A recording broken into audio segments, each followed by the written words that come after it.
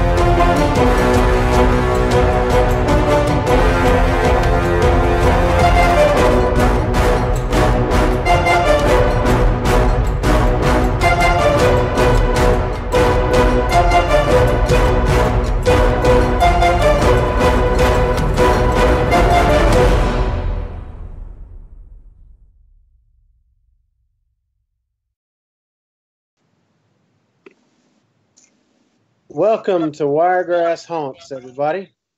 I'm your host, Stan Fikes. I'm here with my awesome co-host, Miss Trista Yates. Are you there, Trista? I'm here. Awesome. So, how's your week been, Trista? This week's been slow. I'll be glad when it's over with. Slow. Yes. Okay. Well, since I got a new promotion at work, mine's been out of this world fast. So, I'm trying to learn new stuff and added with the old stuff. It's just pretty crazy. But, well, everybody, we got a great show lined up for everybody tonight. Our guest is out of this world, Mr. Leon Wilkes. He's a demonologist. He's out of Georgia. He is an awesome guest. We're going to get to him here in just a couple of minutes. And we got a couple of announcements. We're going to be giving away like virtual tickets for the Paracon it's Mid-South Paracon in Louisville, Kentucky. We're going to do a trivia during the show, and everybody can answer in the chat room.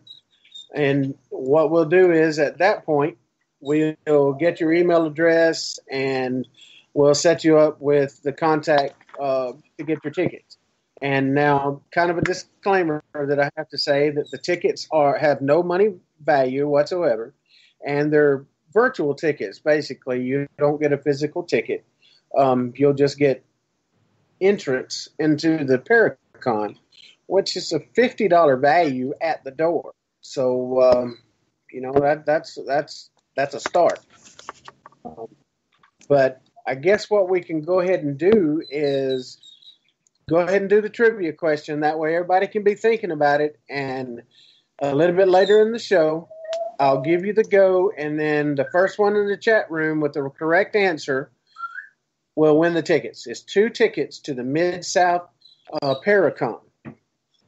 So, all right. The trivia question is, what was the name of the character that Dan Aykroyd played in Ghostbusters?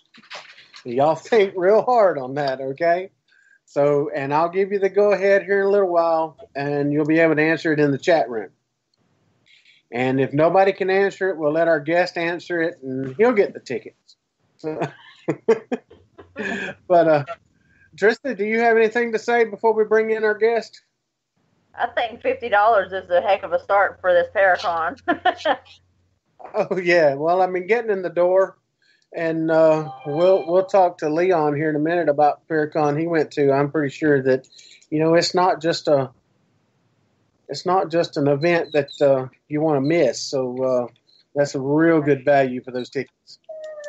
So, but without further ado, we're going to go ahead and introduce our guest. Is Mr. Leon Wilkes. He's a demonologist out of Georgia, and we're going to ask him a few questions. So, Mr. Leon, are you there, sir? Yes, I am. How y'all doing tonight? Oh, we are blessed. And how about you, sir? I'm the same. I'm blessed as always. I'm just recuperating from a long weekend. But other than that, and I do know the answer to that trivia question. So if I do get a chance to answer this, please let me know. Okay. Last week, well, let me give a little bit of information. That last week, I think we made the question too hard. What was the question? It was, I'd have to read it off to you, brother. I couldn't even remember it. But Queen Wilhelmina was the answer to it. And, it was like a long question. And I could thank my wife for that. She's that comes up with all the trivia and stuff like that for the show. And she said, "Do you think anybody will get that?" And I was like, "Sure." But always say yes. Right. Yes. Yeah, you're right. You're absolutely right. So, but yeah, it was a little toughy, and we didn't get any takers on it. So this week we figured we'd make it a little easier, and we'll give the tickets away. We're itching to give these tickets away. Y'all got to win them. Oh, absolutely. If I could take the time off and actually go to the Paracon, I would absolutely go. I'm itching to go to one of those. Yeah. All right. Now, Leon, you just came back from Paracon in Texas. Is that right? Yes, I did. Yes, it was a Tyler, Texas Paracon, and I was invited to come by George Jones. He runs Lone Wolf Paranormal, and he was gracious enough to ask us to come out and do a speech on demonology. And I was really honored when he asked me, and I couldn't say no. So yes, George Jones. I tell you that whole Paracon was so professionally done. I was blown away. Everything ran smoothly. You had the vendors, you had people speaking in both of the meeting rooms downstairs and upstairs. It was flawless, and I want to congratulate George Jones from Lone Wolf Paranormal with putting on a fabulous Paracon. Awesome.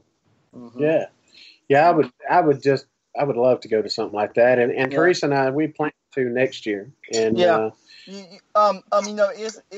it's one of those situations where you can meet people, you can connect with people, you can make those friendships that can benefit you in the long run. especially when you have cases or if you just want to bounce off ideas. Ashton Rogers, I met him there. He's from NT Paranormal, and I tell you, the presentation that he gave about his team, how scientific and very organized that they are, man, it blew me away. I know back in the day when I was doing just the paranormal side of it and not the demonology side of it. Me and my team was really strictly scientific, but he tops the cake, that's the most scientific I've ever seen with the paranormal team. And then I met a guy by the name of Mike Buchanan.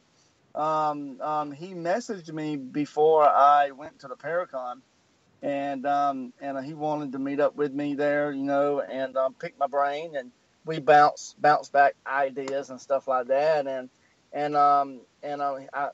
If I'm not mistaken, he's from Palestine, Texas, and he has a church there, and him and his pastor does a lot of this deliverance stuff, So meeting someone with the experience of what I do, it is very, very warming to actually see someone there and actually bounce ideas off of them.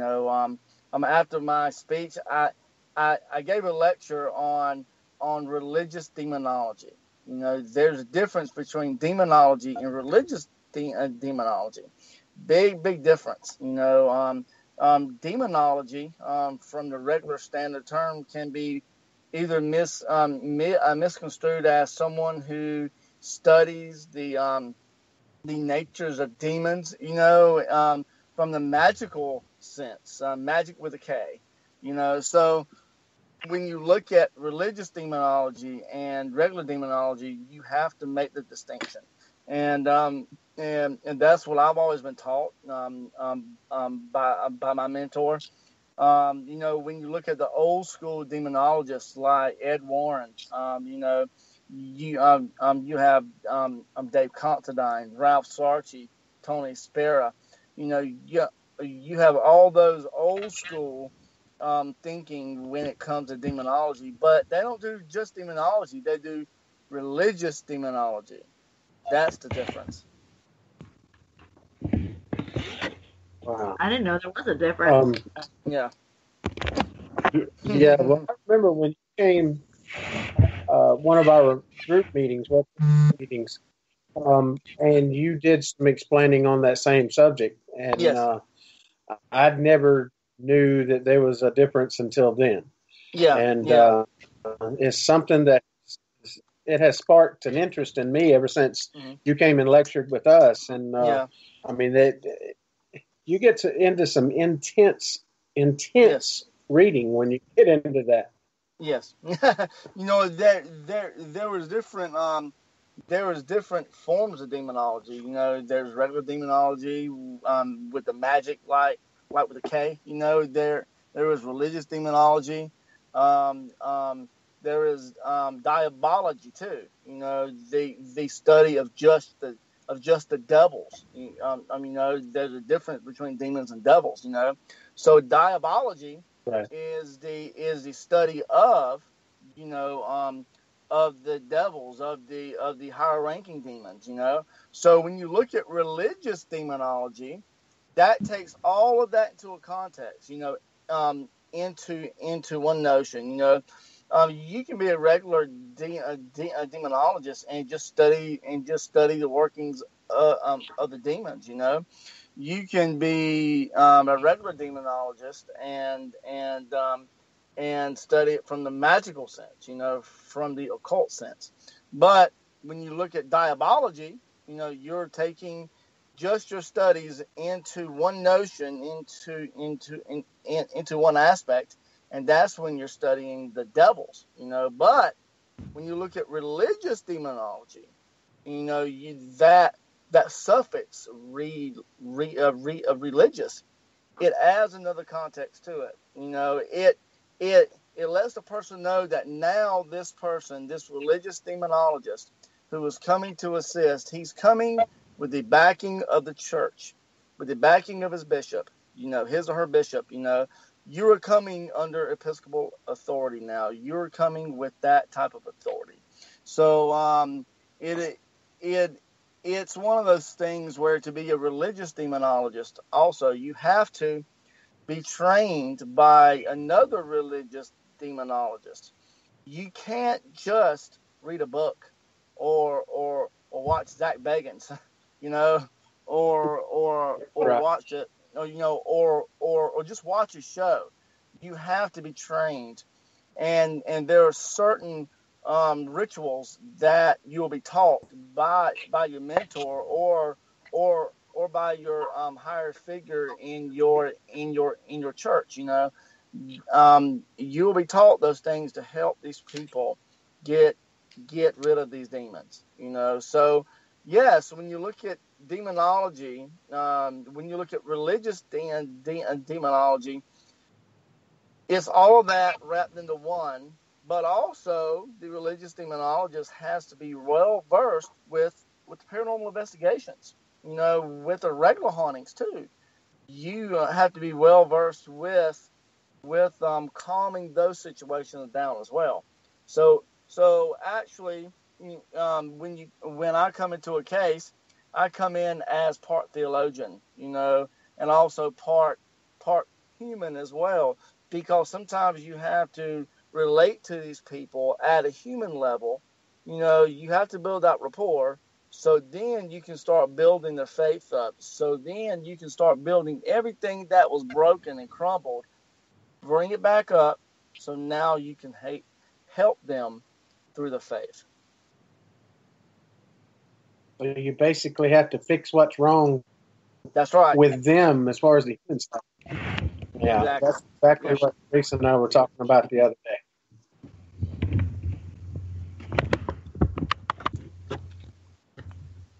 Did we lose you? No, Leon? you still got me. Oh, okay. I got you. Well, with you being a demon, how long have you been a demonologist or been in that field? Let's see. I have been in the paranormal field since 2000.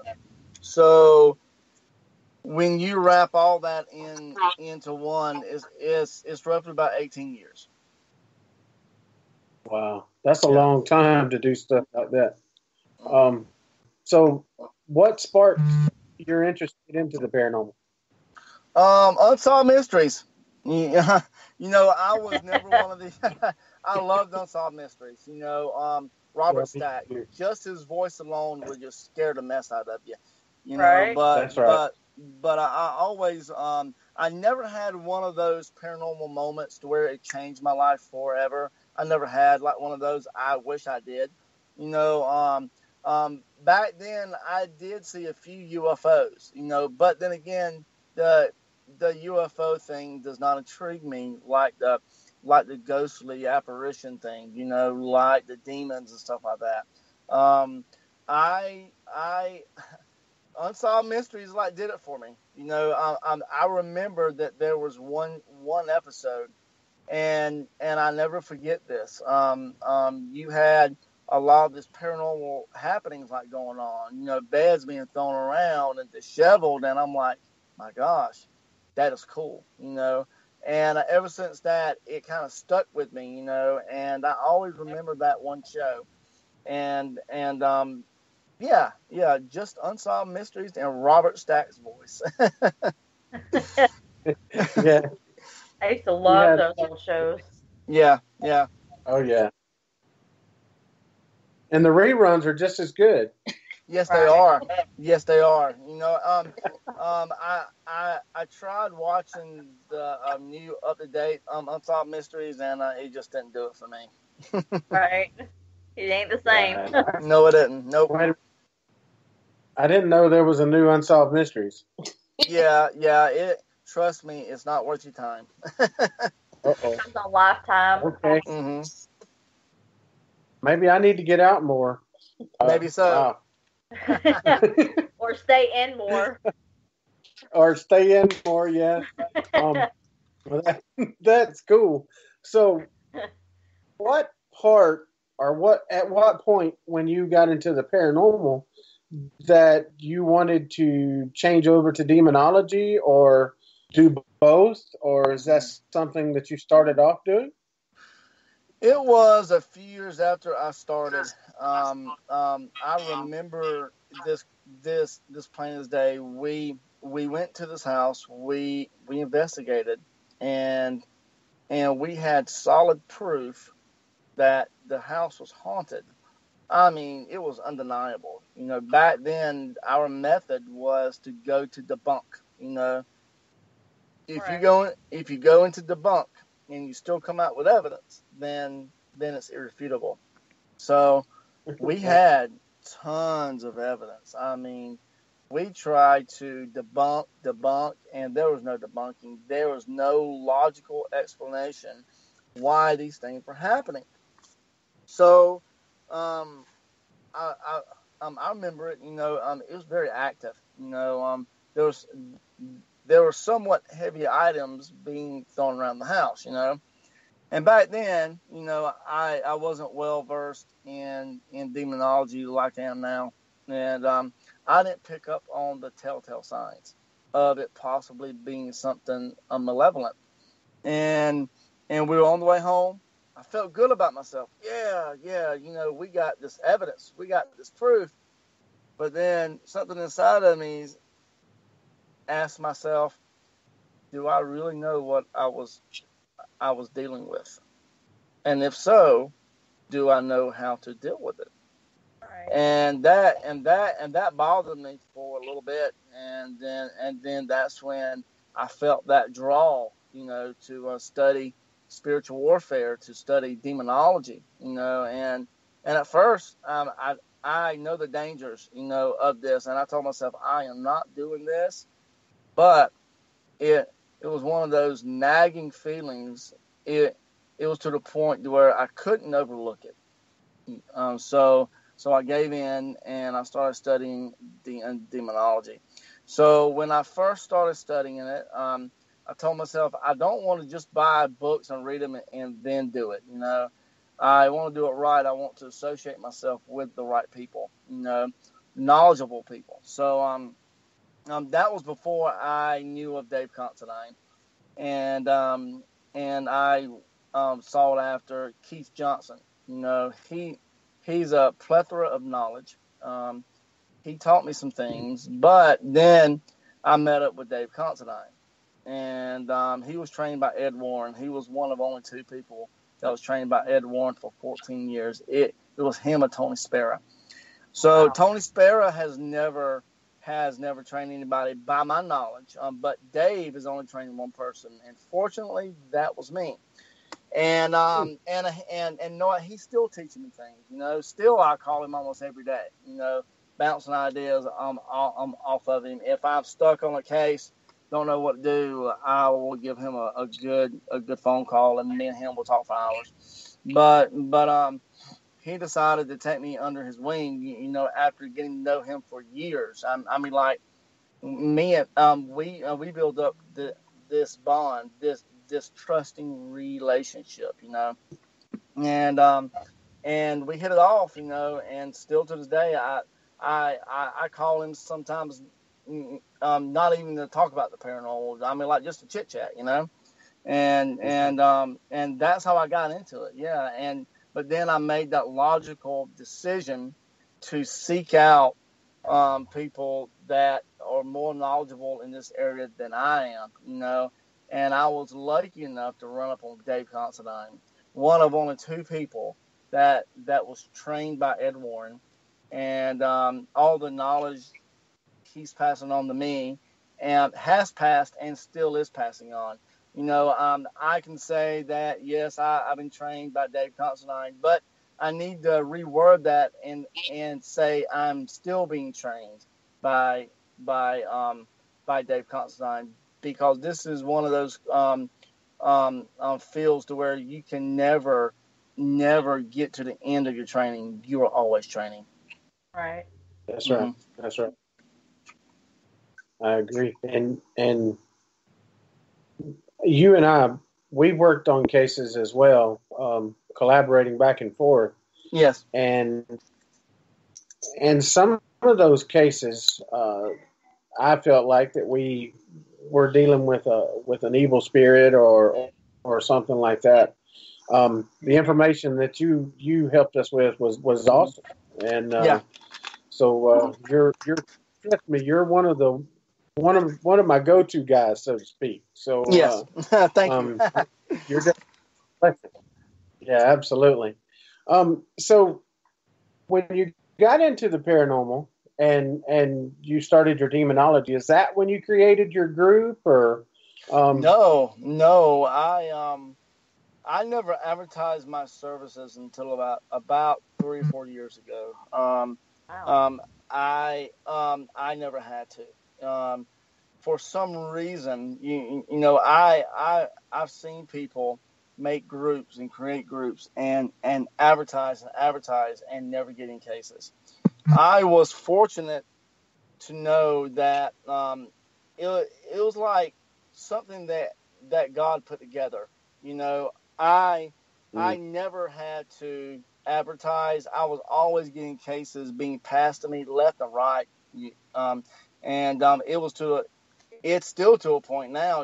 Yes, I do advertise, but I'm not as active as I should be with advertising.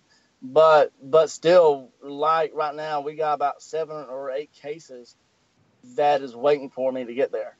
So and it's always been like that. Even before I advertised.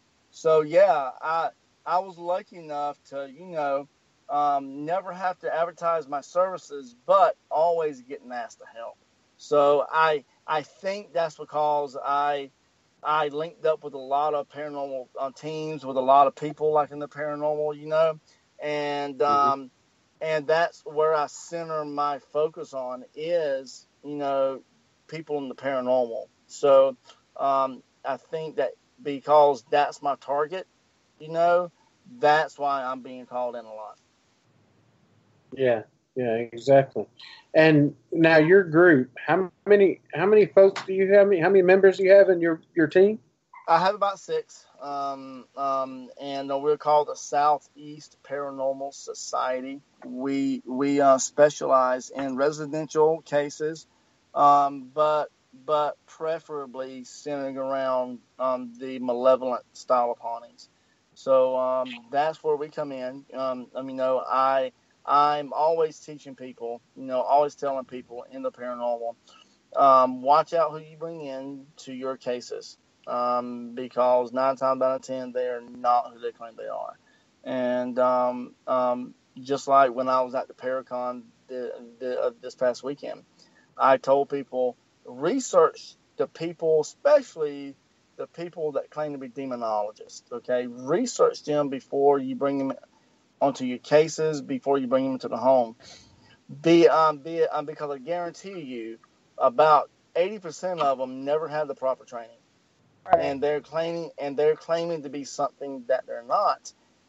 So do I think that is erroneously? Yes. I think they are meaning good. They have good intentions. However, they're lacking that big piece, and that is the proper training. Because if you're not properly trained in this field, you will cause a lot of harm. And it's very dangerous. Yes, it is. Yeah. Yes. Especially when you're dealing with spirits like you do. That's no joke. I mean, those spirits are there. Yes, they are. To call it. Exactly. I have seen these spirits rip people to shreds. I had a case down in Bell, Florida. It was probably about my worst case that I've ever had. And poor girl was a shredded. I mean, she was had big gash marks up or down her body and stuff like that. So yeah, these things are dangerous, and these things can make a world of hurt. Yes.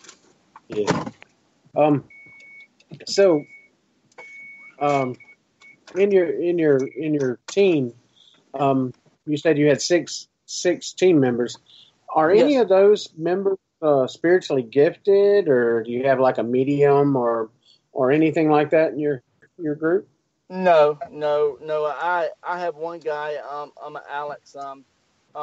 He doesn't claim to have abilities or nothing like that, but I believe he has a spirit of discernment. And I have another lady. Her name is Paula, and once again, I think she has some empathic abilities.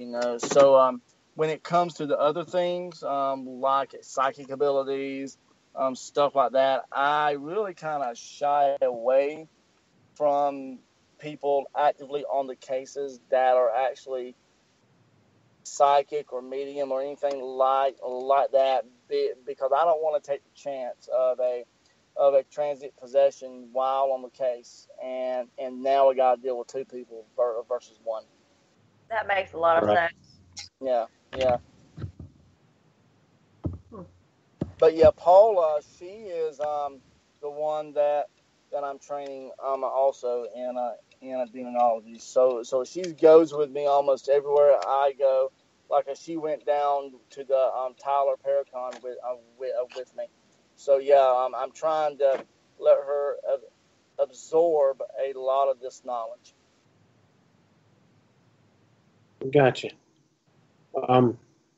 The team members that you have, are those people that you sought out for your team, or is that just y'all just met? Well, yes and no. I mean, it just happens. Paula, she sought me out. She was being trained by a person that I won't speak his name because, number one, I don't agree with his methods, and he does it from the occult perspective. And but that's all I'm going to say about that. But she sought me out because she knew that she wasn't getting the proper training, and lo and behold, she I don't know how she found me, but she messaged me like one day, and the rest is history. That was last year. Alex, the rest of my team, they work with me here here in the military. So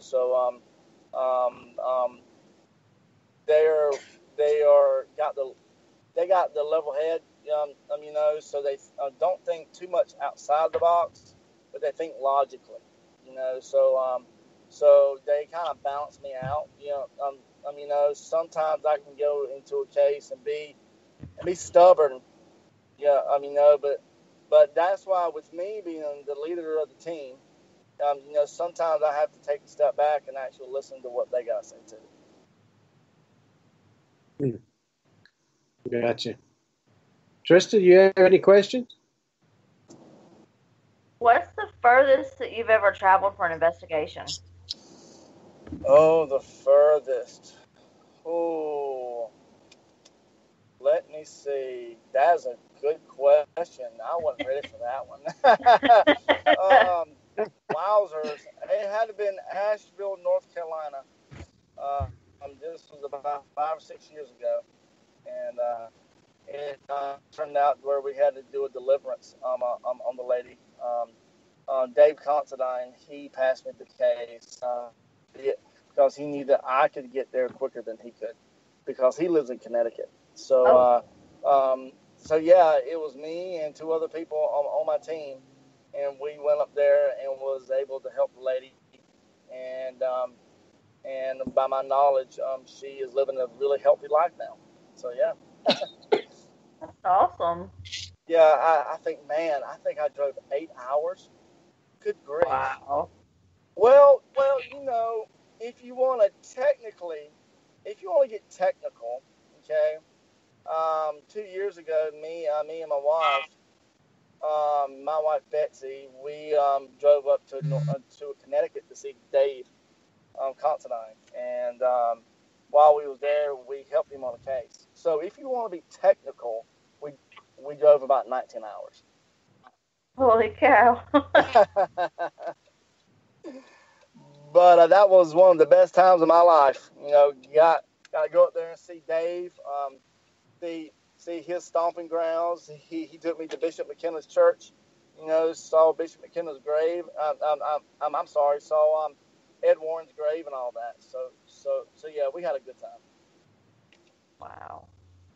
Gorgeous scenery when you go on road trips like that too. Yes, I tell you, it was in October, and Connecticut is one of those places where you see all of the four seasons. And, right.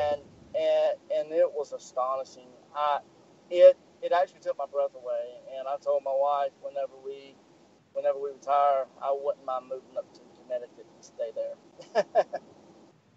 Gonna be really cold. Yes, ma'am.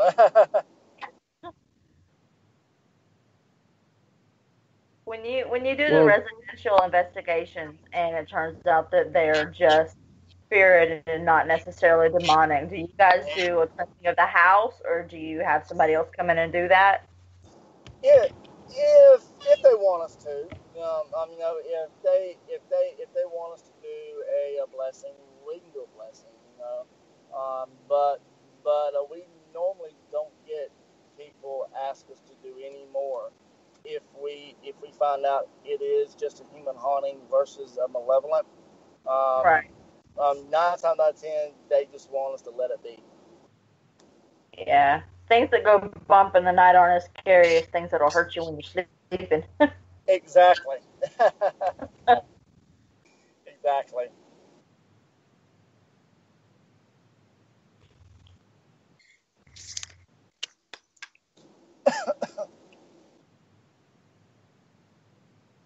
So Leon, when you go and help someone with a cleansing or whatever the case may be, do you get permission from the church, or do you have to, or anything dealing with technology? Yes.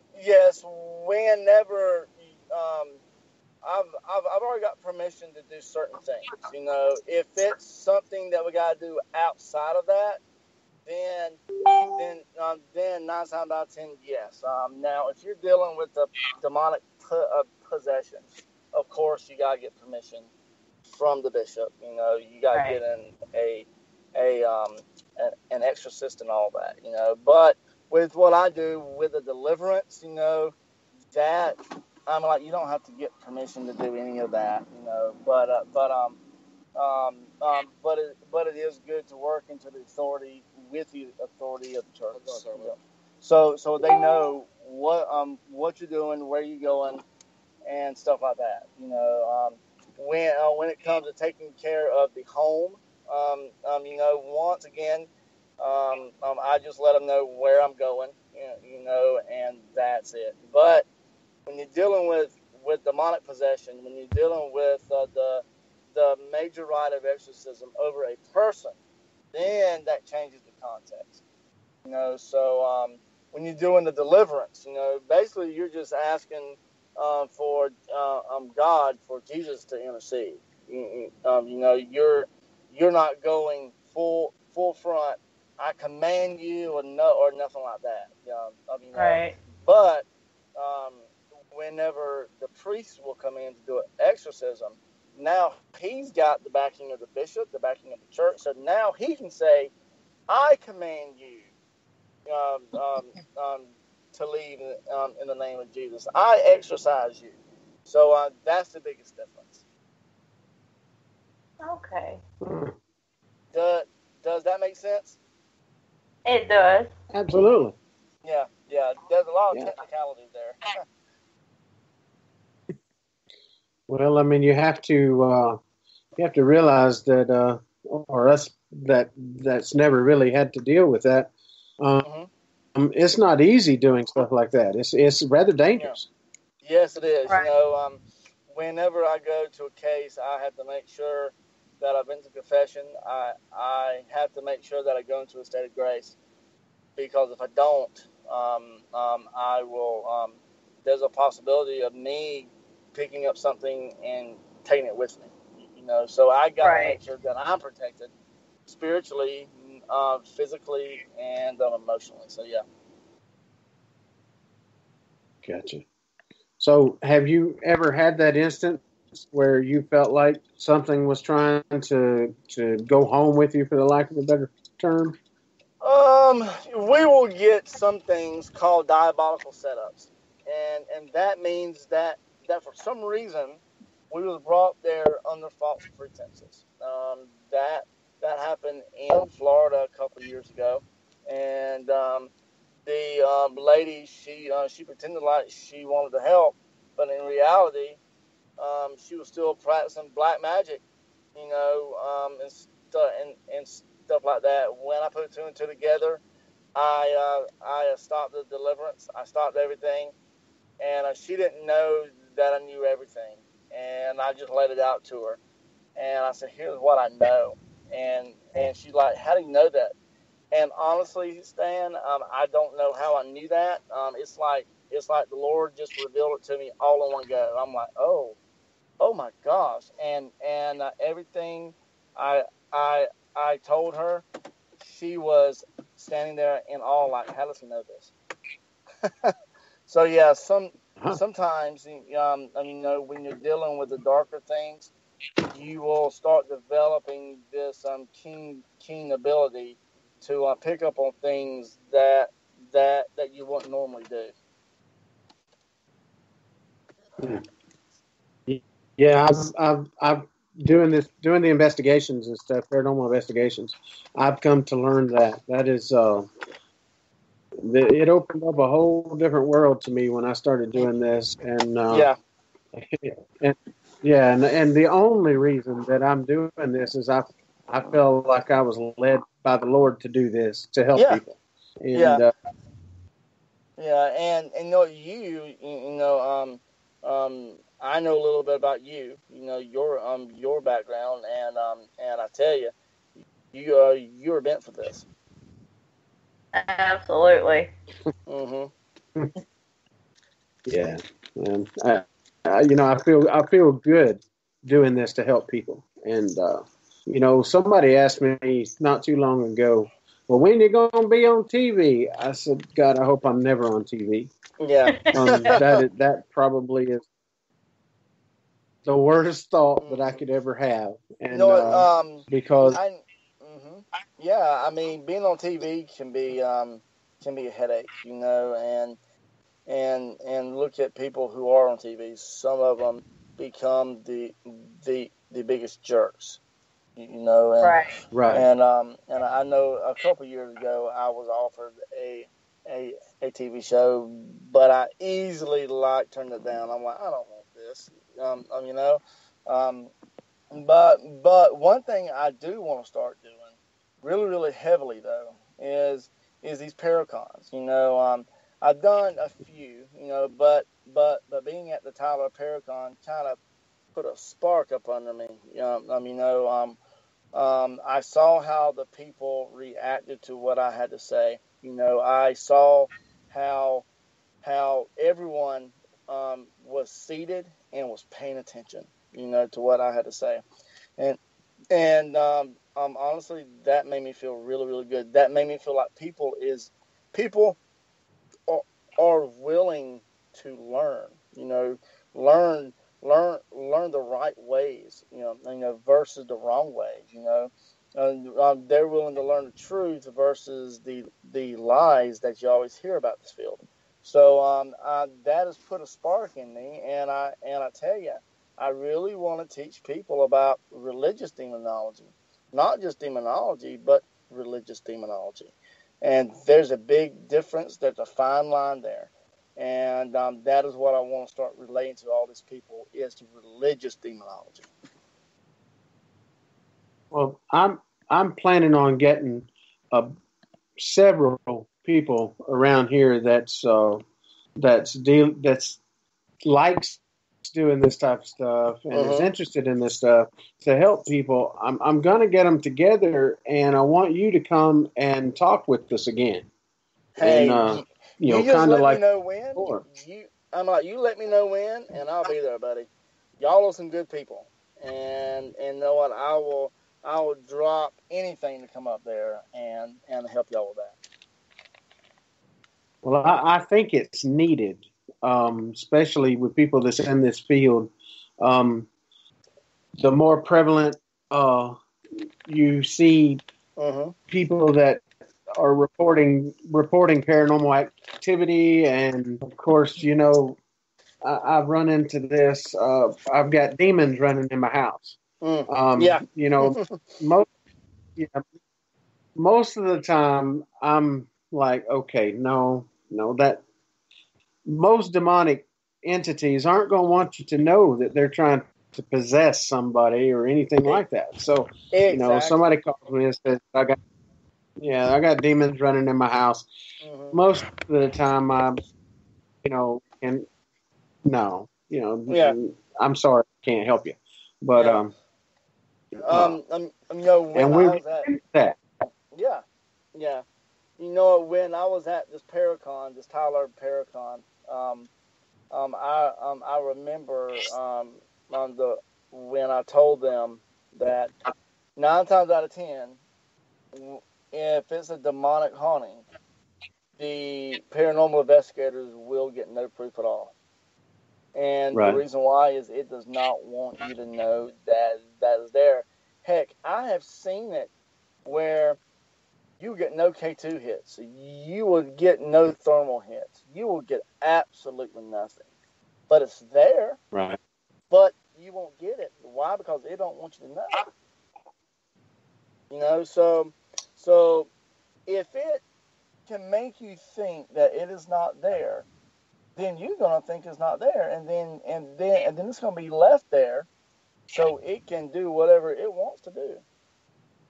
So I have a method whenever I go into a home. I like to try to let my senses try to pinpoint where it's at, and it's a new theory of myself that I'm trying to put into place, and it's one of those things where I can go to a house and walk around it and pinpoint exactly where it comes in at, and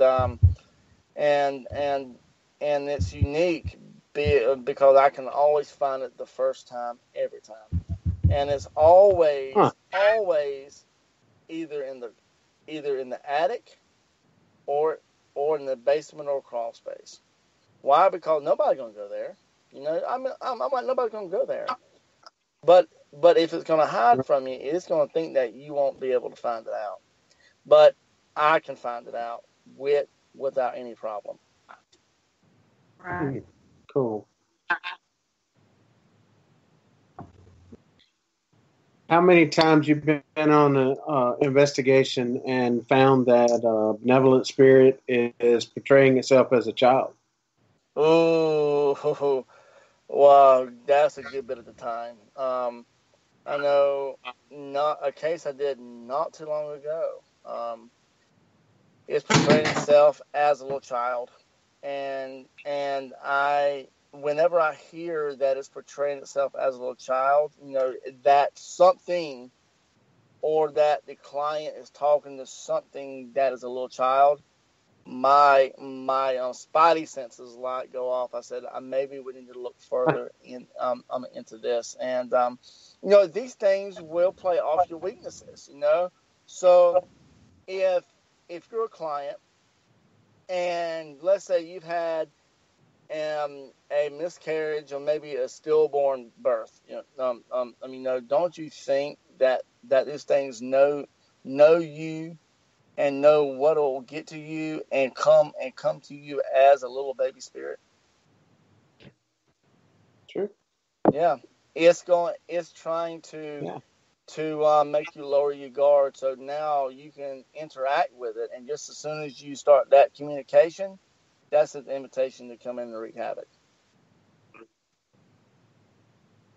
What are legit child spirits? Do what now? What are your thoughts on legit child spirits? Like, not ones that are being portrayed as children, but like real children spirits. Do you think that they're real, or? You know what? It is hard to really put my thumb on this one. is it's one of those things where I know what I'm looking for when it comes to something demonic, and whenever I come into the picture, if it's presenting itself as a little child, then there's certain things that I can do to, if it is malevolent, it's show us. Now, if it's not malevolent, if it is really a spirit of a little child, then it's not going to have any kind of effect on what I do. Do you see what I mean? Right. So, do I believe in the possibility? Absolutely. I'm like anything's possible. When we look at let's take the Bible for example. It doesn't teach death and then that's it. It teaches life after death. So anything's possible. So yeah, I believe in the possibility of human child spirits. Yeah. Okay. So How can you tell? I'm sorry. Go ahead, Stan. No, that's fine. Go ahead. How can you tell if it's a demonic spirit as opposed to a regular human spirit? I will know before I get there, and 9 times out of 10, if I do have a demonic case, I will have a visitor or two before I get there. But how I can really tell is by the on-site interview. When I do an interview, I like doing it on-site because you can gauge the people. If they're being honest or not. You can get the feeling of the whole place. And when they're telling me what's happening and stuff like that, there are some things that I'm looking for that'll tell me, okay, this is a potential demonic case. Like number one, if you've had a healthy marriage near about your whole life, and then you move to a house, and all of a sudden, y'all are fighting like cats and dogs. That is these things like to divide what God put together. So that is one of those things where when I see that happening, I kind of have to raise my eyebrow and take a mental check. Okay, I see this. And then when you hear about things that is outside of the norm, okay, like if they're describing apportation or teleportation, that's another sign. Oh, we're dealing with something that is not on the paranormal realm now. We're dealing with something that is a subsection from the supernatural, and that's preternatural. So, I know what I'm looking for. If somebody has all of a sudden started changing their temperament, okay, yes, we all know that there is medical reasons why people may have mood swings. But that is another thing to look into, make you kind of raise your eyebrows. Take a mental check. Say, okay, I'm seeing some symptoms here. Now we got to dig further to like see what else. One of the biggest things that I can do is if somebody is oppressed, meaning they got something stuck to them, near about 100% of the time, I can give them a blessed St. Benedict medal, and they would nearly pass out on the floor. So, wow. So that's what can happen. I've got little ways of doing little diagnostic tests just to see, like for instance, if I get a possible demonic case, and the first thing that I will do is I would email the client the Pope Leo prayer, the old Pope Leo prayer, and the reason why I do that is number one, it works in two ways. One, it gets them spiritually ready just in case there is a demonic there, and it gets them spiritually ready to actually go through what they're fixing to go through. And that's basically the battle of their life, you know. Or number two, if there is something demonic, more especially if there's something demonic attached to them, when they first start doing this prayer, they won't even, they possibly won't be able to finish. They'll start having fits of rage. They will start getting confusion just all of a sudden. They might get sick to the stomach. They might pass out. All that stuff can happen when they first start doing that. So that's how I can gauge it. You know, if I'm not getting these reactions, then I know, hey, you know, we might not be dealing with something that is demonic. But when it comes to something demonic, it's one of those things you know that you know that you know. Does that make sense? It does. Like you can feel it in your core. Yeah. You know, I always tell paranormal investigators when they get a case and when they're reading over the case request, if something doesn't feel right in their gut, you know, don't proceed any further. Call someone who is more knowledgeable in that darker realm, you know, and let them see if they're dealing with something possible demonic or not. Because my thing is, I don't want these paranormal teams to just go into a case not prepared. Because sometimes they can get a case file, you know, case request, and it looks like Casper the Friendly Ghost. But if you read what's going on in between the lines, that'll tell you, okay, we might be dealing with something that is preternatural versus ghostly. Right. Mm-hmm. Okay.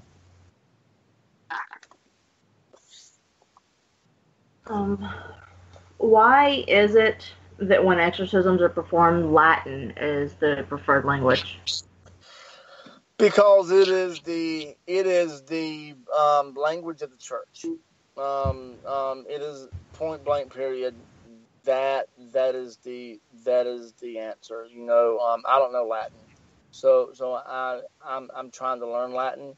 You know, but the preferred method is Latin because it drives that big punch. You know, it is the language of the church. So that's why it's very, very important whenever you do an exorcism, you do it in Latin.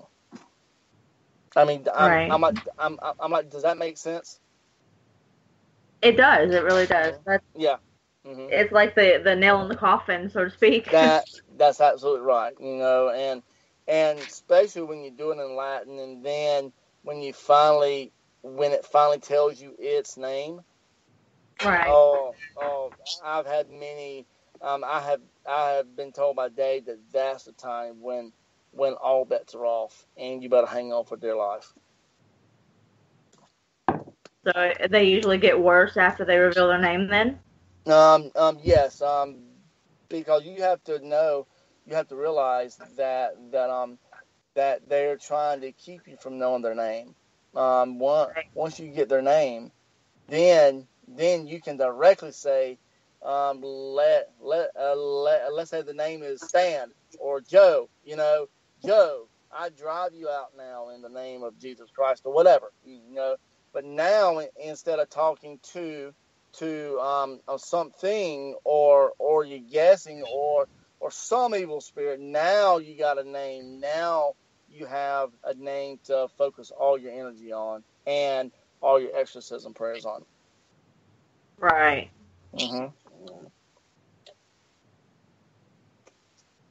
Okay.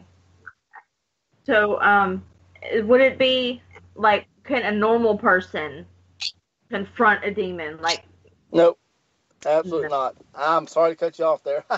No, that's okay. That was a question in the chat room. Yes, no, absolutely not. Number one, if you confront a demon, it is like you're saying, game on, I'm ready to fight. Not unless you've been trained and prepared for it, don't do it at all.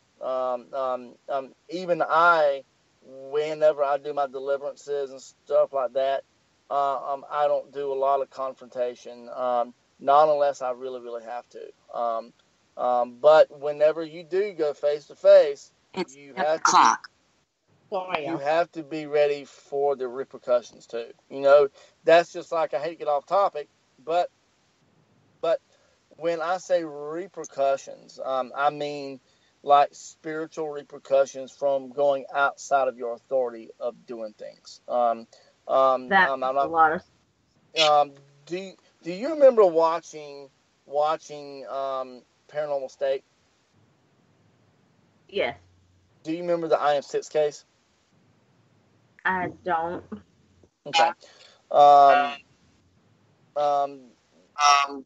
I would have to say I don't want to name names. So I'm going to walk very, very gingerly here. But when you watch that case, you know, I would highly recommend you to go on YouTube or something, pull it up, watch it, and then research what has happened to the people that was a part of that case. That's what I want to relay here.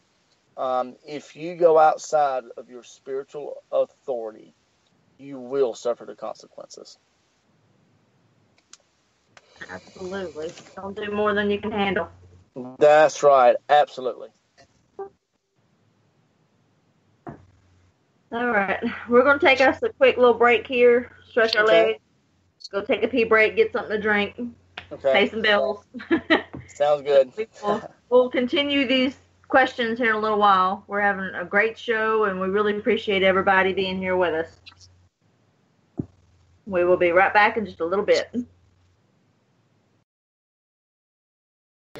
You're listening to Wiregrass Haunts on the Voices Carry Radio Network.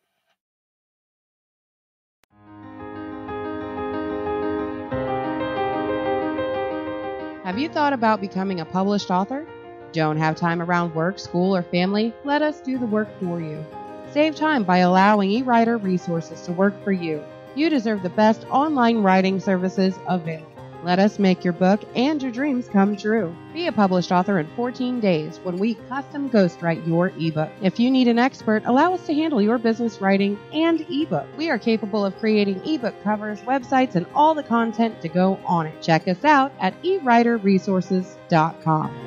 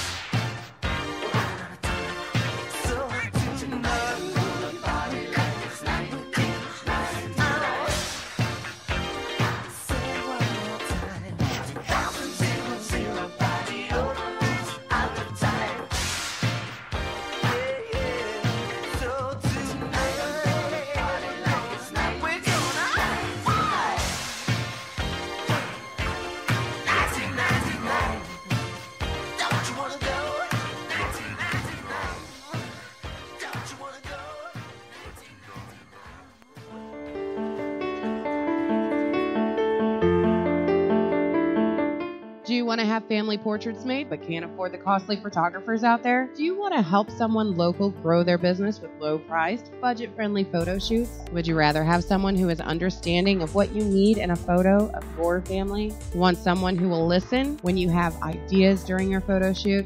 Call Trista Yates Photography. We do newborn, senior, family, professional headshots, as well as birthday shoots to celebrate every year of your child's life. Need a holiday photo? One for your Christmas card? Look up Trista Yates Photography on Facebook and give her page a look. Great photos, better pricing. You won't be disappointed. Call Trista Yates Photography at 334-718-8840. Again, 334-718-8840.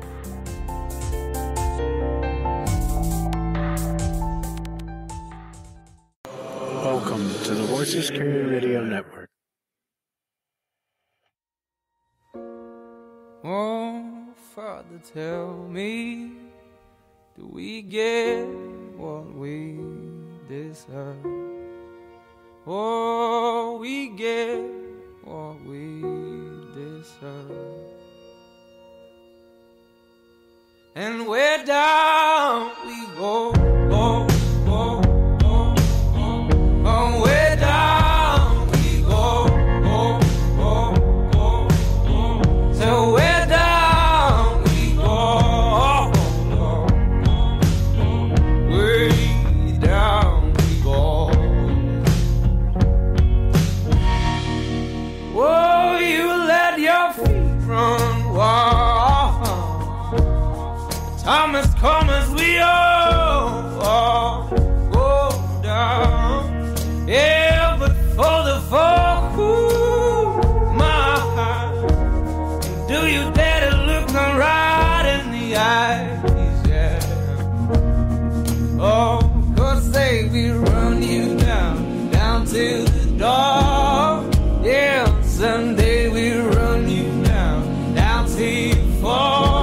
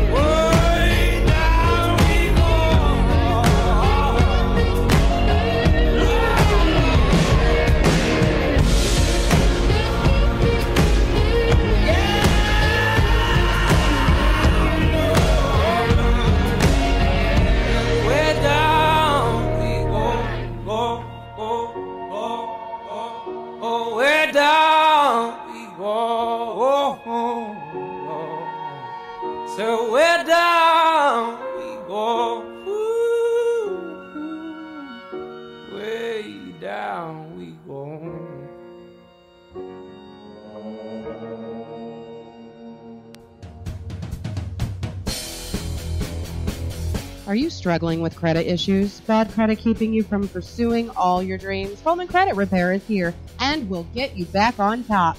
It does not matter whether you have had any negative marks on your credit report, repossessions, bankruptcies, foreclosures, tax liens, medical bills, student loans. All of these things are negative to your credit report. However, Coleman Credit Recovery can help you and your credit recover in a way that will make you feel like you are back on top of it all. Give Shawana Coleman a call today and find out for yourself how Coleman Credit Recovery can get you back on top of your game. Call today at 334-405-4351. Again, the number is 334-405-4351. The only regret you might have is not calling Coleman Credit Recovery sooner.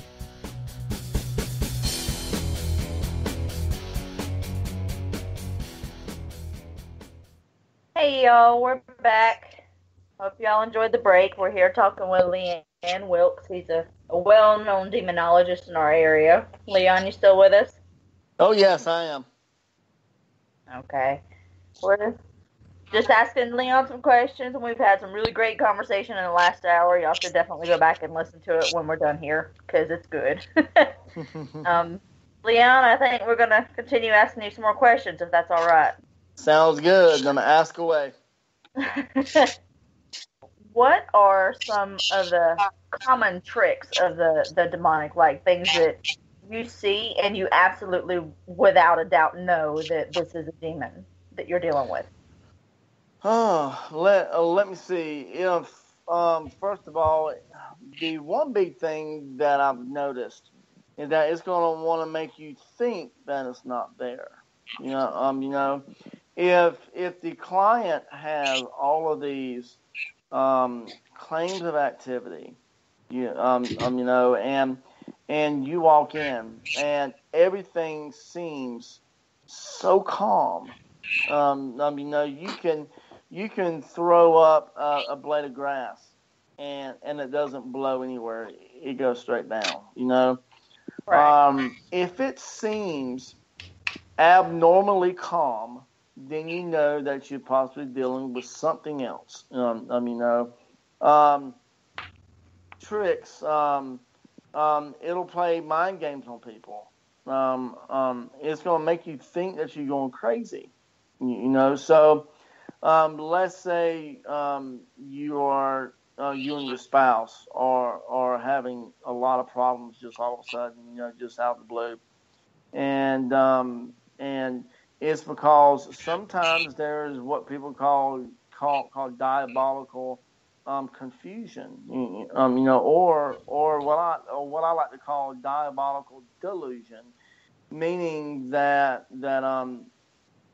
you can say something to your spouse, but he or she hears it in another context, or he or she hears something else. That actually happened at the Amityville horror case with the Lutzes.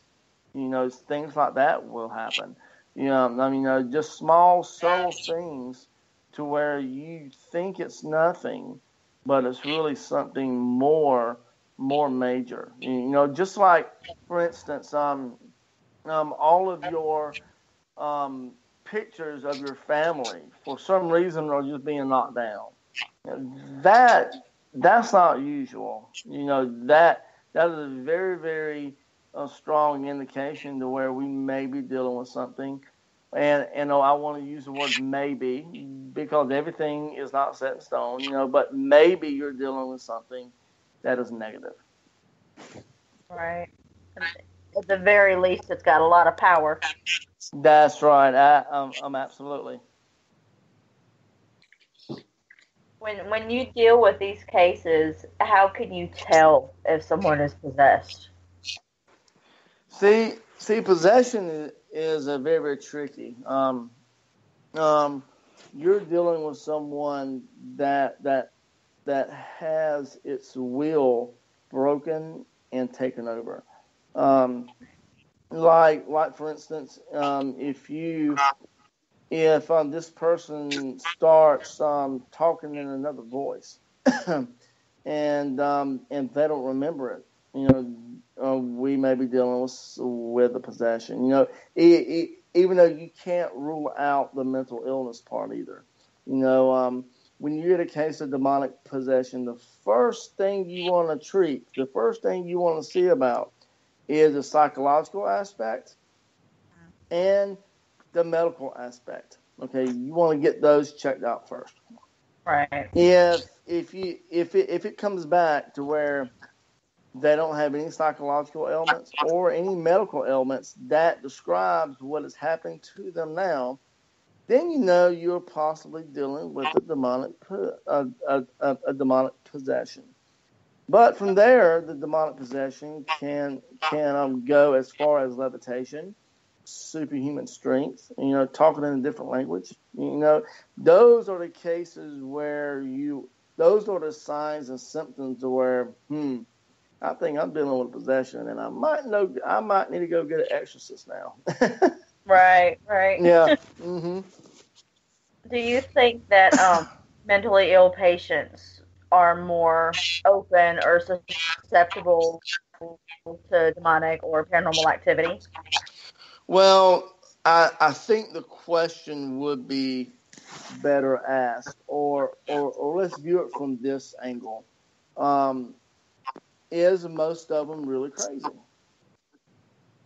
It makes you really, really, really think. I was talking to my wife a few years ago, and me and her got on the subject of people in psychiatric wards. Are they really crazy? Right. When you're dealing with the possession cases, a lot of it looks just like the schizophrenics. A lot of it looks just like the people going through psychosis. Right. A lot of it looks like people going through bipolar disorders. A lot of it looks like it's psychological, and so you have to sit here and actually wonder how much of it is spiritual, how much of it is mental, or are they playing off of the mental aspect? Are they hiding behind that? Right. I had a case and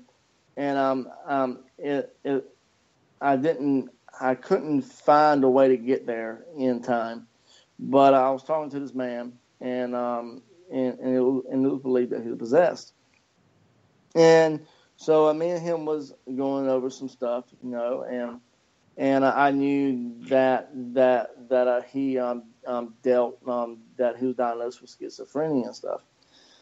And lo and behold, while on the phone, he started talking in a different voice. He started talking in a different language. I'm like, oh my, I think this man just went under possession on the phone with me. Oh my gosh. And I'm riding down the road, and my wife is driving, and she's like, "Who is that?" I said, "Honey, you don't want to know. I think I'm talking to the devil, And, Wow.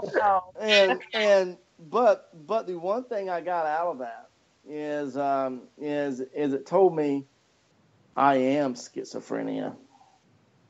So Right.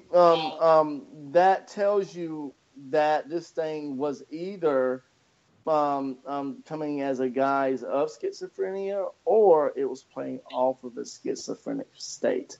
So either or, I can't distinguish one or the other, but it did say, and I quote, "I am schizophrenia."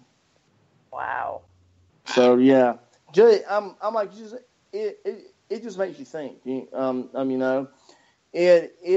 really makes you think how much is spiritual, how much is mental, or are they all combined into one? Right. Leon, you were talking about mental illness a while ago, and also patients that had superhuman strength and stuff like that. Now, I was a paramedic for a bunch of years, and I rode an ambulance, and there was so many mentally ill patients that we come in contact with. Yeah, brother, they would tear the inside of the ambulance up. They were, they did so much of it would make you think, hey, well, this person's possessed. They were foaming at the mouth, and and things like that. So how do you distinguish between the two? Whew, it's very, very hard. I was always taught to treat the physical before the spiritual. If you treat the physical and it doesn't react, let's say medication. I know they have medication for everything now, but Right. let's say someone is a schizophrenic and they're taking their antipsychotic like meds and nothing helps, nothing works. What else do you have? You have to look toward the spiritual. Then I might know if fans or buts about it. Well, if you're doing, if you're taking care of their spiritual needs, doing a deliverance, exorcism, or whatever, those psychotic drugs and stuff, do they hinder you in completing what you need to do, or because that's part of treating their physical needs? Yeah. But in some cases, yes. In some cases, no.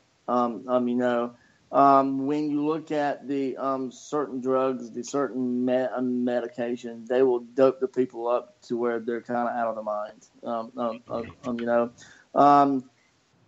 What I've been taught, what I've been told is when it gets to that point, if you're seeing that the medication is not working, then the only thing left to do is go and treat the spiritual. So when that happens, you have to either get the person to like take lower dosages like of the medicine, or take them off the medicine altogether. So then when you do the exorcism, when the priest comes in to do the exorcism, then the exorcism can take.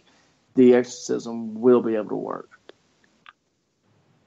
Gotcha. I'm like, does that make sense? Yeah, it did. And it's just one of those things that I had witnessed so many people that were mentally ill. That was pretty much established. And they had the superhuman strength, like everybody talks about in a possession. So, I had thought about that from time to time. That how can you tell the difference? But I'm sure there's a whole bunch of other things that falls in place in order for you to determine whether they're possessed or oppressed or even depressed. When you look at all that, there will be clues. There will be things that will happen around them too. Yes, you can get them checked out mentally and physically, but also while you're doing that, you also need to start an investigation. Keep up a timeline. This is when you first start gathering the evidence to provide to the church, so then they can deem it to be whatever they want to do, so they can come out and take care of it. So like I said earlier, you will have the superhuman strength. You will have them having foreknowledge of things that they shouldn't have foreknowledge of.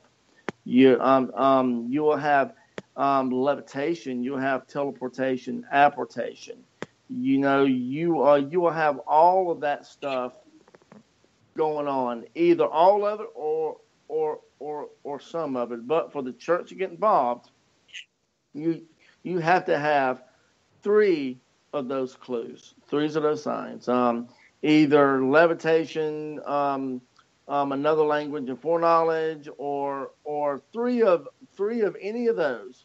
But in order for the church to look at it and deem it as a possible demonic possession, you have to get all that stuff done, and you also have to have those 3 clues. Well, as far as evidence that you present to the church, do you have to have like videos and and affidavits and things like that? Yes. It's basically, you got to cover every part of their life. you have to be there videotaping every single thing that happens. And you got to do it in a way to where someone can't say, oh, well, somebody made this happen. So you got to be very, very strategic in that process. Wow. And have you been involved in a case like that, or that was that? I was involved in a possible one, and what happened later on is that the family was all for it, and then all of a sudden they started backing out of it. So, it was sad to say, the person was possibly possessed. I'm not going to say was, but possibly, but the family didn't let us continue the investigative process. Well, do you find that it's more prevalent for people not to go through an exorcism or anything like that? Yes.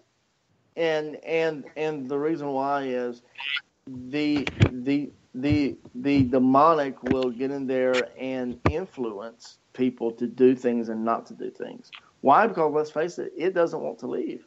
So it is going to try to affect someone in the slightest way to where they can back out of it, or their family backs out of it, so they won't get the help that they need. Yes, I can see that happening.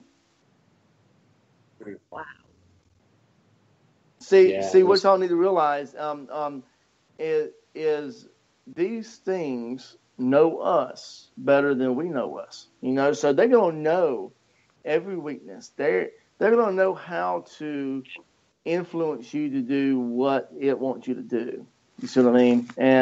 And I have seen cases where in my early demonology days, I went to a case.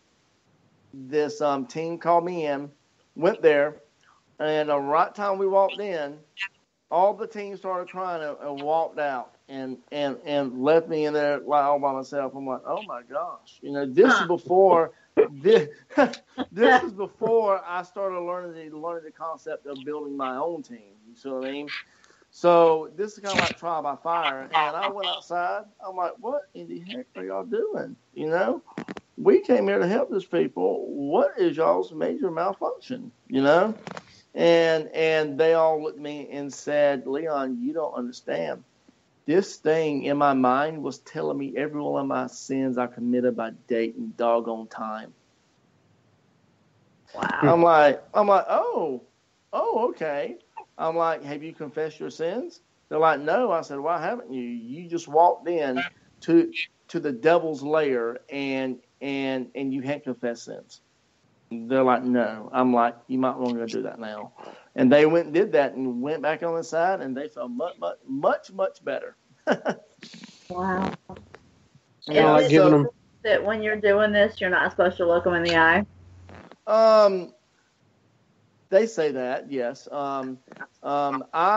Whenever I do deliverances, I look at them in the face because you can tell a lot by their eyes. They will pretend like, oh, I'm Sally. Oh, thank you for helping me. I think it's gone. I know it's gone, but whenever you look at the eyes, the eyes are doing some funky stuff. Okay? Right. And I'll look at it. I'm like, how dare you lie to me in the name of Jesus? And then that'll spark it back up again. So, especially when doing a demonic possession, I've always been told not to look at it in the eyes. I can understand that.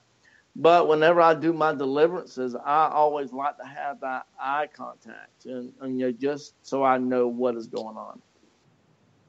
Yeah, so it's been said that, a lot of people say the eyes are the windows to the soul. So yes, they are. I believe that 100%.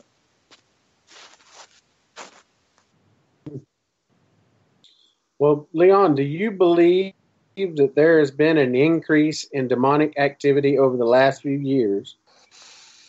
Oh yes, there will be consistently a increase in demonic activity. Number one, I think it is a lot of people's how can I put it, interest in the paranormal, but some of those interests will lead them to look to the occult side of doing things. But we all know that before the end of time, that demonic activity is going to increase. So, by my understanding, it has increased significantly to the point to where the Pope is having more of these exorcism classes now, more of these exorcism courses to actually teach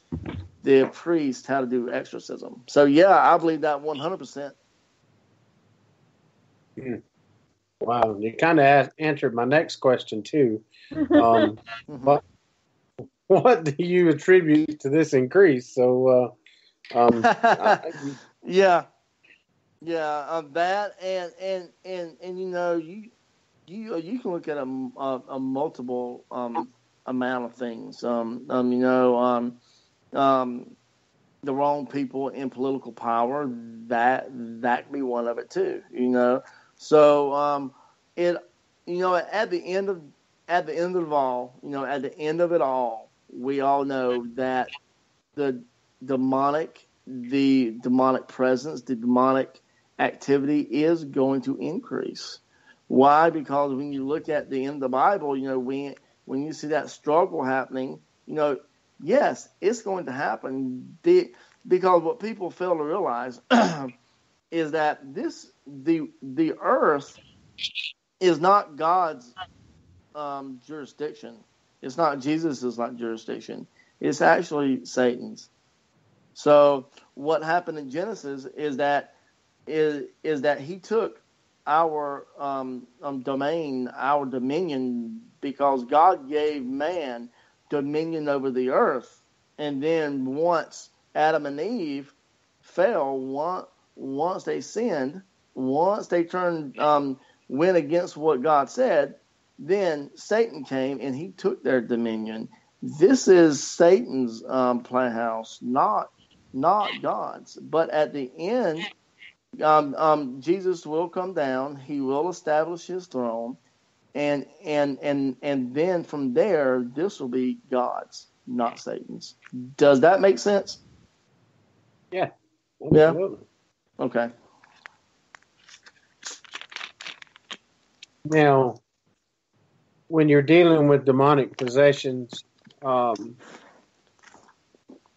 you contribute people like playing with Ouija boards or tarot cards or crystals or any of that stuff like that to them being possessed? Yes. Let's say, for example, we take the case of actually the case that actually sparked the movie The Exorcist. That case happened in, if I'm not mistaken, St. Louis, Missouri, and this was a family that was about Lutherans. And what happened was the little boy's aunt came over, and she was more into the spiritism side of things, and they started playing with an Ouija board. And then soon after that, his aunt died. So you can already tell that he takes this hard. So you have to look. They play with an Ouija board, and I guarantee you, what happened was, see, these things will lay in hibernation and wait until you are emotionally, physically, and spiritually vulnerable. And that's what it did. And when his aunt died, it took that chance, it took the opportunity to get attached to him and started the possession. And then when you look at what was the main catalyst of that, I believe the Ouija board was. Yeah. So, when we look at Ouija board use, when we look at tarot cards, divination stuff, any kind of divination, when it comes to the spirit boards, it's not the board, it's the human aspect of that's actually seeking out these things. So, if you take away the board, these things can still be conjured up. I mean, I'm like, does that make sense? Yeah. Yeah. Well, So, what about things like EVP recorders? Things I've had people tell me that's the same thing as a Ouija board. Well, I kind of don't think that, but so what's your view on that? I mean, is it the same as a Ouija board? In my opinion, this is just from a good old country bumpkin. Okay, when you look at EVPs, it's all about how you conduct the EVP. Okay, this is just me, but if you allow it to, it can become like a spirit board. Let's say someone has a haunted house, and they want to investigate their own house. Well, they start using the EVP, and then they start making contact just like they would with the Ouija board. It started to become like an obsessive thing. That is, when I mention this, it's all about the intent. Does that make sense? Mm-hmm. So if you go in there with the intention of just doing an investigation, that's fine. But if you go in there with the intent of making contact over and over and over and over and over and over again, then you're going to open up that invitation for it to come and mingle now. Does that make sense? Yes. Okay, so that's the difference. I was wondering how am I going to explain this? So I'm glad that I found a way. Well, I kind of look at with the Ouija board, you are drawing energy from yourself in order to transport it, for the lack of a better word, through the Ouija board, for the energy for the spirit to have energy to come through and contact you. Yeah. Well, EVP recorder, it actually has its own energy. It's not necessarily the energy from the person. So it would be kind of like second talk, but so to speak. Like you were telling me before, it's either a direct talk or indirect talk. Yeah. You know what? Whenever if I ever have to do an EVP session, I do an indirect talk. Okay.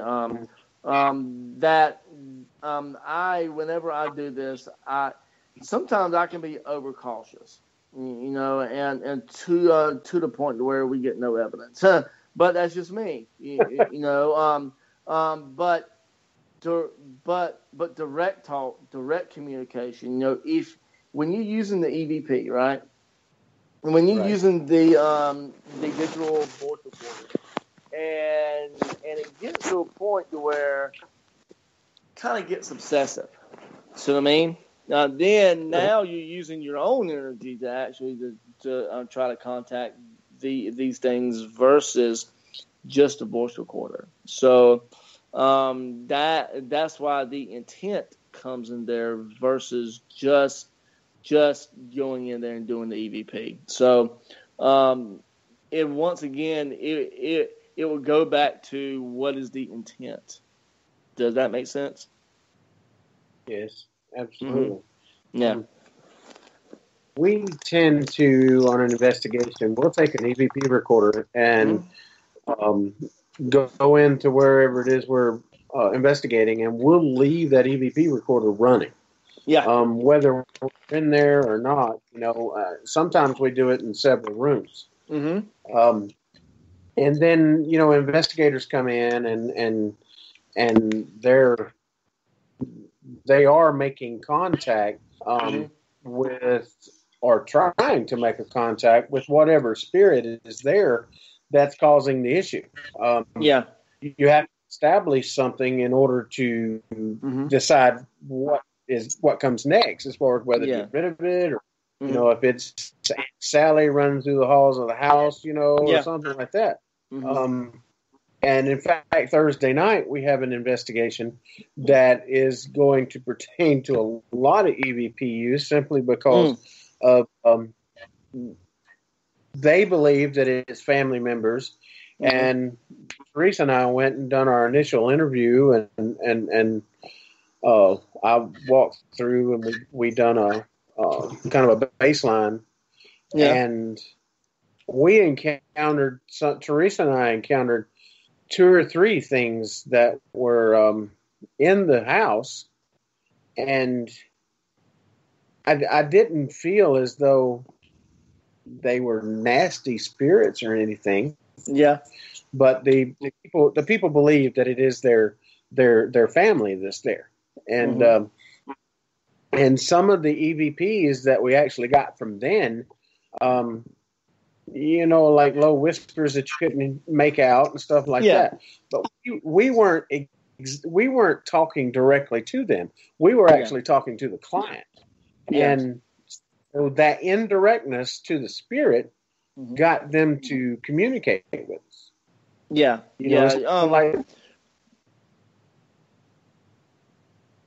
So when you deal with the indirect stuff, see, that's what I like to do. I like to deal with the indirect, like EVPs. I caught back in the day, the early 2000s, when I was just what people would consider a ghost hunter. Me and my team, we caught one of the best EVPs we have ever caught, but that was by an indirect EVP session. We would do just like y'all would do, just go in there and just let the voice recorder just run, and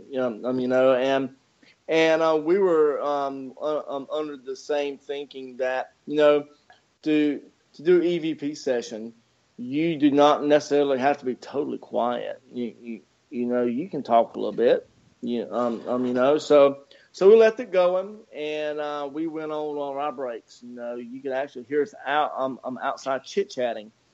So we caught the bugler's cry of taps, and you can tell that it was an old bugle. It wasn't one of these new trumpets or nothing like that. It was a bugle, and the history of the home dates back to the pre-Civil War. And actually, Tecumseh Sherman stayed in the home on his way to Savannah. So it coincides with the history of the home, and this case was so good to where we put it up on our case file, and ghost hunters, they looked on our website and saw the case, and actually called us so they can contact a client so they can get permission to come in and do a televised ghost hunt there. So I have found that an indirect works better and safer than a direct session. Gotcha. Well, it's like 15 minutes till 9. Okay. I'm gonna go ahead and recap this Paracon thing, and I'm gonna read the question again, and that way people that want to go to the Paracon.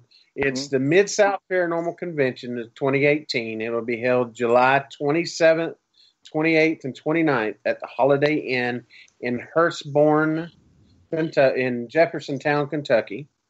And we have the address. It's 1325 South Hurstbourne Parkway in Jeffersontown, Kentucky. It's put on by the Louisville Ghost Hunter Society in Louisville. It's the oldest, most respected paranormal research group.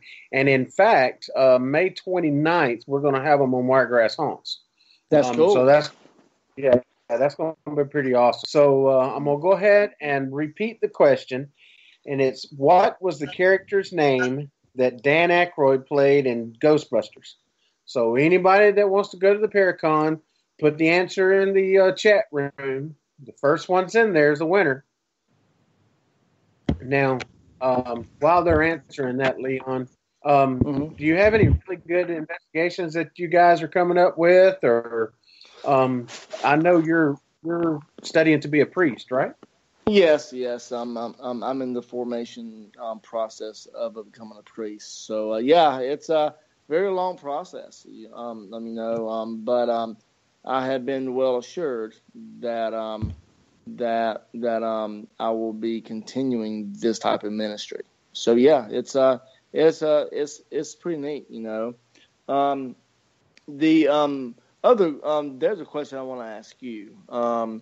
That Louisville Ghost Hunters Society, is that Keith's age? I don't know the gentleman's name. Not right off. Okay, all right. We can find out. He's just with us, and we can find out for sure. Because he is. If it is the same people that I think it is, he has been in this field for quite a while. He is very, very.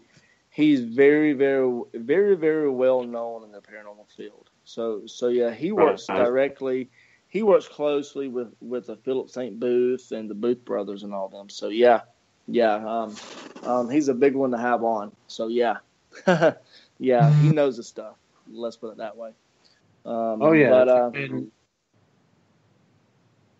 Everything that I read about them, they're top notch for sure. Yeah. And they've been doing this Paracon forever. So they're well established, and that Paracon, they're right. It's probably about the biggest the biggest in the nation. So yeah, very, very good stuff for that. Absolutely, and we're pretty excited about having them on the show, and that's going to be and they're going to be on May 29th, and we're going to have 2 more tickets at that point to give away for the Paracon. So, we thought that was a good time to give them away. Yeah. And we'll post some stuff about the Louisville team in the chat room as well. And now, Leon, have you thought about writing a book? I have thought about it. I have thought about it, and I will, it's just what context do I want to write it in? Do I want to write it in the context of telling about some of our cases? Or do I want to write it in the context of teaching about religious demonology? So it's one of those things that I haven't figured out which way I want to go with yet. So once I figure that out, I'll start typing on my keyboard and hopefully see. I'm the type of person, whenever I start typing, it just all starts flowing. But I've got to start typing first. So when I've decide which way I want to go, then I'll start typing. And Leon, to answer your question, yes, that is the gentleman. Yeah. Okay. Yeah. He is very, very respectable in the field, and that man knows his stuff. Awesome, because I'm gonna pick his brain. Good. I'm all in for learning, and that's right. you never, like you said earlier, you can't never stop learning in this field. That's right. Anytime I can lighten myself on some more information, I'm all for it. That's why I was loving it whenever you had agreed to come on the show, because I got something out of your talk whenever you came and visited our group, and it's just awesome to learn things from you. Yeah. And anytime you want me on the show, just let me know, and I'll be here. Okay. So yeah, if you, and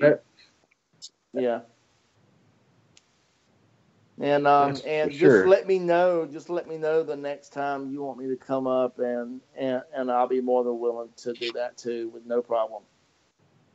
I'm definitely going to set that up. A couple of other groups around here that we've been working with, get them to come set in, because I know those guys will want to hear what you have to say.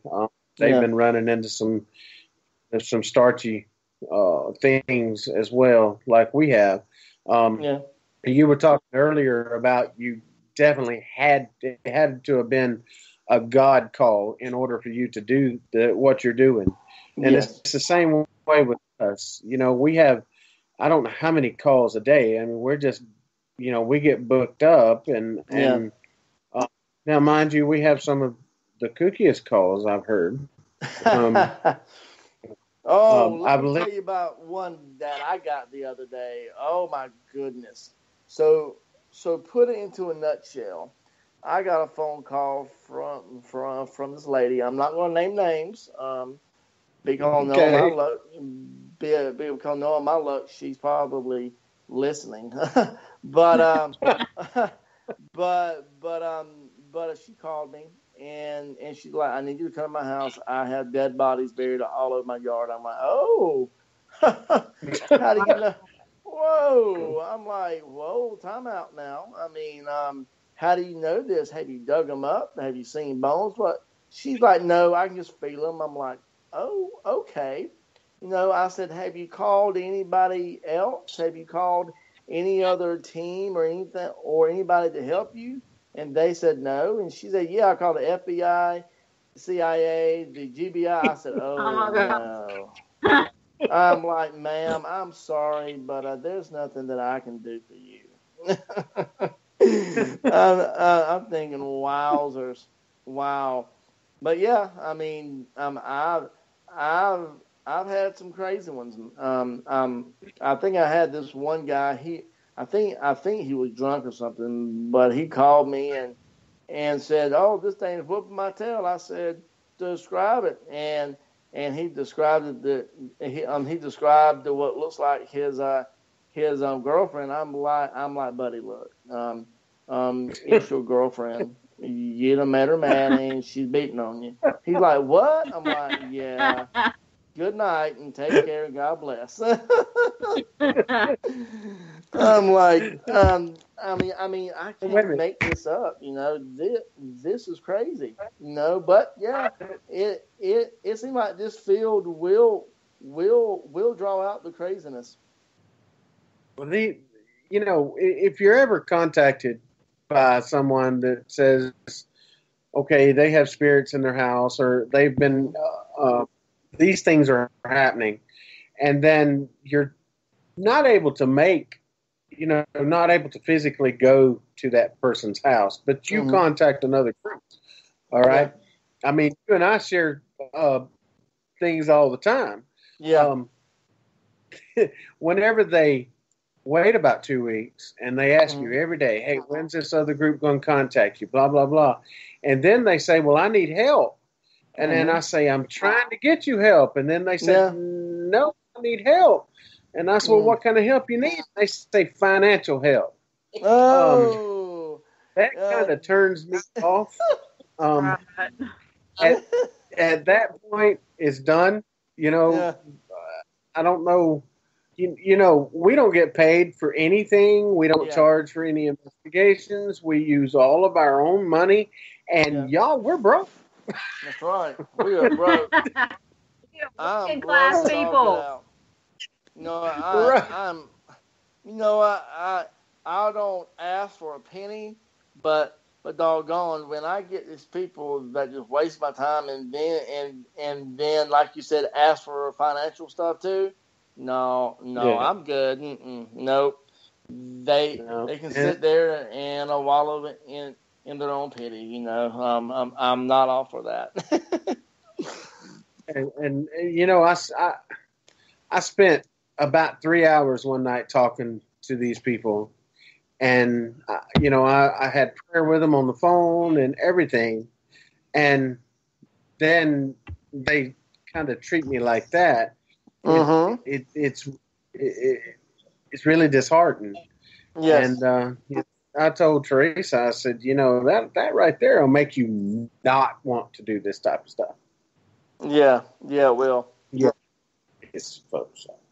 But anyway, we got about 4 minutes. So has anybody in the chat room got the correct answer to the trivia question? I know I do.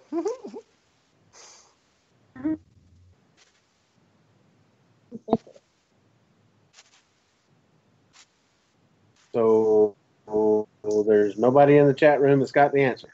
Okay. Well, we're going to do this. Leon. Yes. What is the answer to Race the question, dance. brother? Race dance. All right. Well, you are the winner. So we are going to, that's right. I have your email already, so I'm going to put it in motion and get you the information. You can go to that one. And then you can come back and be on the show and tell us all what you learned. Sounds good. So let me get this straight. Nobody knew this answer. No. Either they don't want to go to the Paracon, or they're kind of like me, can't afford it right now. Or they're not. They don't know the answer. Ooh. Okay. I don't know. That was like the easiest question ever. Honestly, that's why we done that, because last week was really blown out the water, and my wife done an excellent job at coming up with the toughest question. He's great at making people think. Oh, that's funny. Miss Mary, Terry Todd and Miss Mary Curion was our guest, and Miss Mary had to Google it. Terry didn't know it, and Terry's one of the smartest people I know. And I'm like, really? Teresa, you really went out on a limb on that. So that's funny. Yeah, it was a historical question. So I wish I had it right here in front of me. I would ask it to you and see if you knew. But I know it. Can you tell him what the question is? I can. All right, listen, Teresa's going to tell you what it is, and we got 2 minutes. So, all right. Go ahead. It was during the FDR presidency. They had different diplomats that would come into the White House. And there was one particular female that when she was awoken and she opened the door, and there stood Abe Lincoln, his top hat and everything was on, and she fainted. When she woke up, she was on the floor, but there was no Abe Lincoln anywhere. So what was this famous lady's name? Oh, man. Oh, doggone it. Give me 30 seconds. The hint,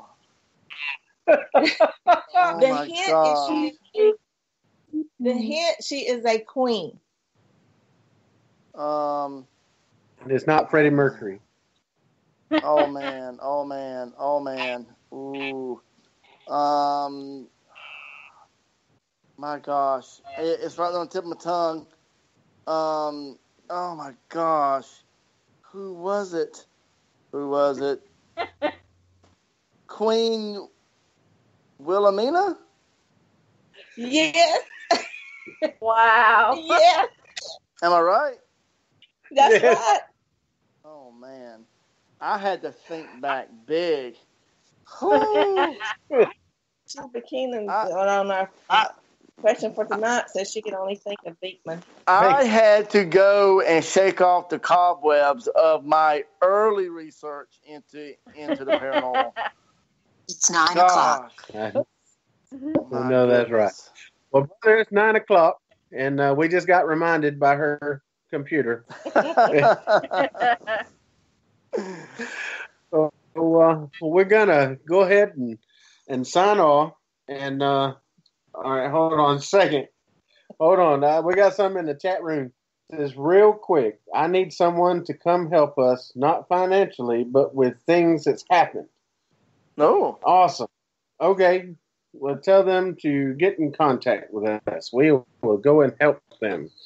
That's right. So, but anyway, I want to thank you, Mr. Leon Wilkes, for being our guest. You're an awesome person, awesome guest. And is there anything that you want to say to the people out there? Just keep doing what y'all are doing. This life can be hard and can be easy, but the one thing I really want to stress to people is, this ain't even paranormal related, but I just want to stress for people just to keep your heads up, keep pressing on, and don't let anything, let you get you down. Keep pressing forward, and you will be all right. That's right. You're so wise. So, Miss Trista, do you have anything to say? I think he summed it all up. That was a great little speech. Absolutely. I couldn't have said it any better myself. Totally. I want to remind everybody that Voices Carry Radio Network is growing. We have some great shows. On Monday night, we have Sweet Freakins with Heather Marie. Tuesday night, of course, you got Wiregrass Haunts. We will invite everybody to come back and listen. Wednesday night, we got Voices Carry with Terry Todd and Mary Curion. That's a great show. And, of course, Thursday, Mysteries Explained with Becky Guidison and Dave Clark on Thursday. And all of those shows are 7 Central. And we're probably getting ready to add some more. So everybody listen out. We're going to have updates. We want to thank our guest. And Leon, brother, thank you for your service. Thank you. Thank you. And we want to invite you back real soon. And I'll get you that information for the Paracon tickets. Sounds good. And I hope everybody has a blessed night. And Trista, if you'll kind of lead us out, I got to go to the other room for my computer. So just everybody have a great night. We really do appreciate y'all listening to us tonight. It's been a great talk with Leon. We're hoping to continue on with a good week. We really appreciate y'all.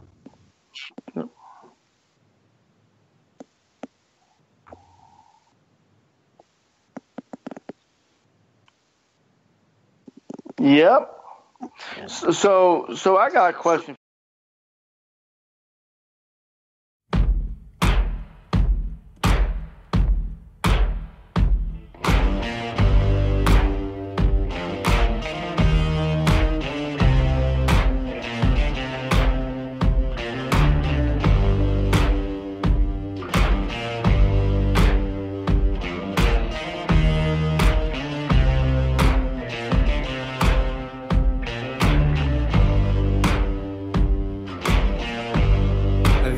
Color in your cheeks. Do you ever get that feel that you can't shift, the tide that sticks around like summits in your teeth? Are there some aces up your sleeve? Have you no idea that you're in deep? I dreamt about you nearly every night this week. How many secrets can you keep?